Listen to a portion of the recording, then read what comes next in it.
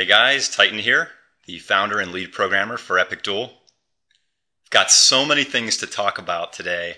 We've been saving up for a huge release, and I actually had to come up with a list because of all the things we got going on.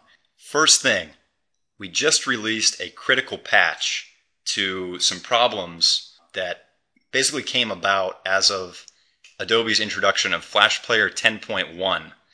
And if you've been seeing a lot of disconnects and some weird behavior when you minimize or tab your browser, it's definitely related to that bug. And we just released a patch that has some really unique bug fixes.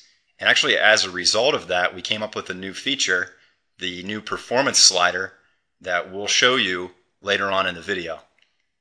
Second thing, beta evolution coming to a close. And it just seems like we just launched that like last week, but time's going really fast and so much has happened.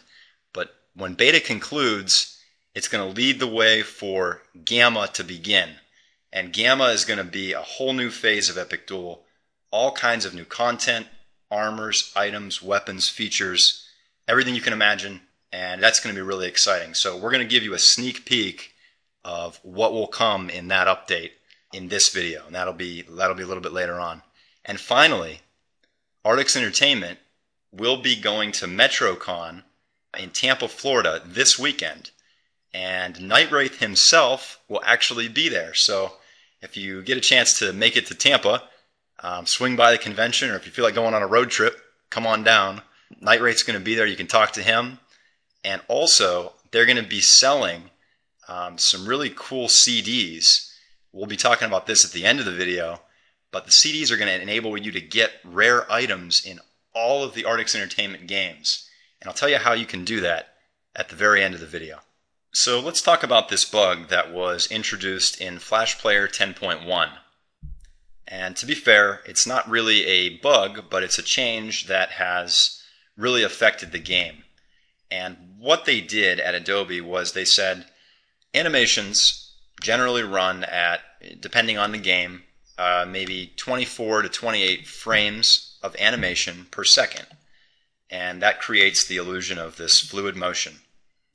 Well, if a screen is minimized or tabbed, the engineers at Adobe said, well, we don't really need to show it at that rate of speed because that causes the CPU on the computer to run more and it consumes battery life. And so in the essence of saving battery power, they said, well, if a screen gets minimized or tabbed, let's slow down the animations. And that works for things like banner advertisements and very simple flash animations. But for a game like ours, it had really significant impacts because there's a lot of events in the game, attacks and other things that are time-based. And what happens is when those timings get screwed up, you guys saw a lot of disconnects because maybe an animation is taking way longer than it should. So this is a huge problem for us, and we had a lot of reports in the forum of bugs and disconnects and all kinds of crazy things going on. So what we've done is we've actually modified the complete timeline of animations where all the character animations in the entire game, every single animation, it's over 4,000 frames of animation, we've updated with some unique code that will detect when this slowdown occurs, and it'll help boost the performance of your character if your browser is minimized. Once I was building this, I noticed that I could change the speed that your character ran at by modifying this one number. And I said, you know what would be really cool? What if we put a mechanism into the game that lets the user decide how fast they want to run? We can kind of default it to a certain speed and allow the user to adjust the speed if they have a faster or a slower computer. And what we came up with was up in the right corner, there's this settings gear. And as of this patch, we've introduced the new battle animations slider. You have the option to move toward smoother animation or faster performance.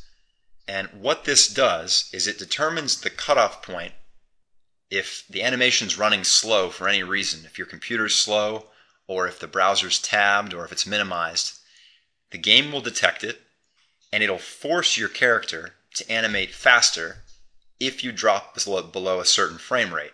The farther toward faster performance you move, if you go all the way over here into ultra fast super mode, your character is going to start dropping frames immediately if your performance drops even the slightest. The impact of that in battle is anytime you're used to seeing the slow animations, you won't have that anymore. Your animations will finish in a fixed amount of time. And a lot of players have responded already. I think everyone seems to be really happy with this feature, and I'm glad that it's going to speed up battles across the board.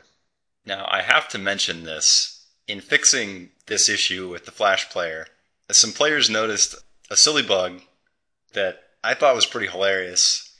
You can actually click on this field, on this text field where it says faster performance. And I didn't realize this when we released it. You can't do it anywhere else. It's just that one field. And it's complete coincidence, but you can actually type whatever you want here into this field, and some players reported it in the bug section of the forum, and then it kind of turned into let's see what everyone can type in this field to make the super fast mode like whatever they could come up with, basically.